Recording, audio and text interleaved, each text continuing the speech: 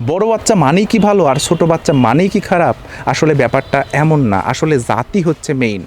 আপনার যদি সঠিক জাত হয়, সেই বাচ্চাটা যদি ৩০ গ্রাম হয়, ২৮ গ্রাম হয়, তাও কিন্তু সঠিক সময়ে ১ কেজি ওজন আসবে। আমাদের বগুড়া পোল্ট্রি অ্যান্ড হ্যাচারিতে যে হাইব্রিডটা আছে, তার ওজন ৩০ গ্রামের আশেপাশে, কিন্তু আমরা গ্যারান্টি সহকারে আপনাকে দিতে পারি যে ৫০ থেকে ৫২ দিনের মধ্যেই কিন্তু ১ কেজি ওজন আসবে।